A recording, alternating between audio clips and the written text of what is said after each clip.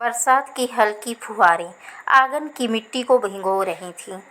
घर के बाहर खड़ी बारात लौट चुकी थी। विदाई के आंसू अभी भी राधिका की आंखों में तैर रहे थे। उसने ससुराल की चौखट पर कदम रखा, गृह प्रवेश हुआ, आरती हुई, लेकिन एक बात ने उसे भीतर तक चौंका दिया।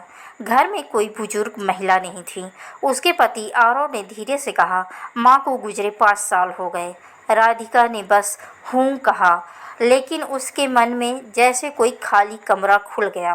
शादी के कुछ दिनों बाद उसने देखा कि घर की हर चीज़ अपनी जगह पर थी, मगर किसी के छूने का अपनापन नहीं था। रसोई में मसालों के डिब्बों पर आज भी कागज़ चिपके थे। हल्दी, धनिया, गरम मसाला सब आरव की माँ की लिखावट में। ससुर जी रोज़ सुबह चाय बनाते, अपना कप उठाते और आदतन दूसरा कप भी निकाल लेते, फिर अचानक रुक जाते, धीरे से दूसरा कप वापस रख देते। राधिका हर रोज़ यह दृश्य देखती, लेकिन कुछ कह नहीं पाती। एक दिन अलमारी साफ करते समय उसने एक पुरानी डायरी मिली।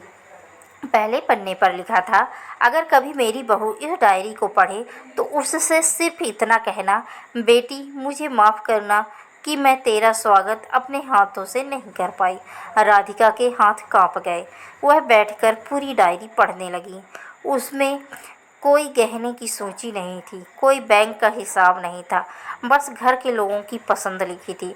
आरव को तेज बुखार में खिचड़ी पसंद है, पापा जी को चाय में आधा चम्मच चीनी कम देना, बरसात में छत टपकती है, बाल्टी पहले से रख देना, और आखिर में लिखा था, मेरी बहू आए तो उसे कभी अकेला महसूस मत होने देना। अगर मैं ना रहूं तो मेरी तरफ से उसे एक बार गले लगा लेना।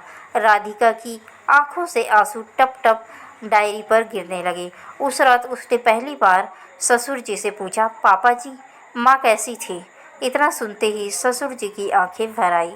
उन्होंने कहा, आज 5 साल बाद किसी ने तुम्हारी माँ के बारे में पूछा है।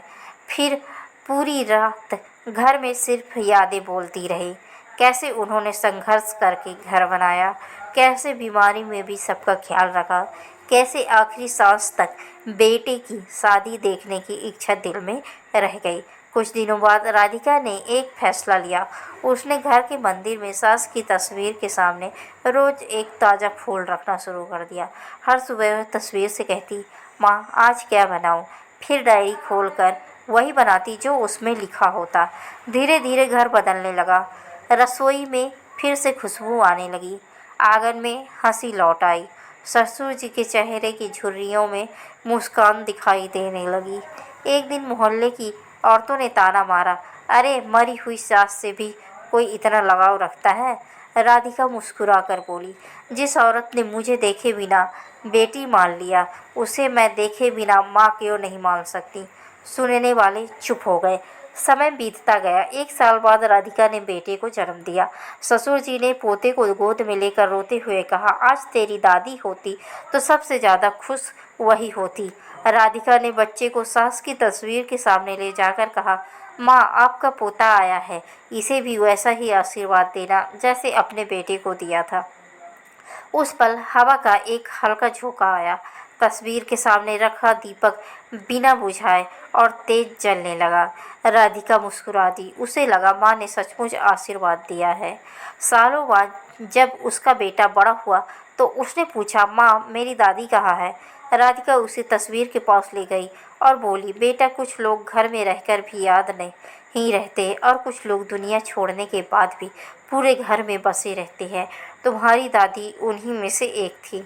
बेटे ने तस्वीर को प्रणाम किया। ससुर जी फूट फूट कर रो पड़े। उन्होंने कहा, बहू तू इस घर में बहू बनकर आई थी, लेकिन तूने मेरी पत्नी की यादों को मरने नहीं दिया। आज सच में लग रहा है कि घर फिर से घर बन गया। राधिका ने झुककर उनके चरण छुए।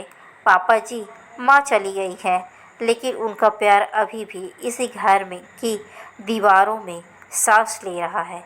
मैं बस उस प्यार को जिंदा रखने की कोशिश कर रही हूँ। उस दिन पूरे घर में किसी ने ऊंची आवाज़ में कुछ नहीं कहा।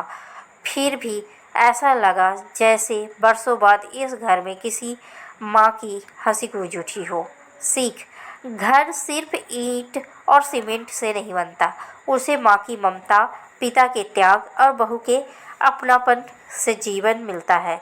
रिश्ते खून से नहीं, निभाने से अपने बनते हैं। जो बहू यादों का सम्मान करती है, वह केवल घर नहीं संभालती, वह पीढ़ियों को जोड़ देती है।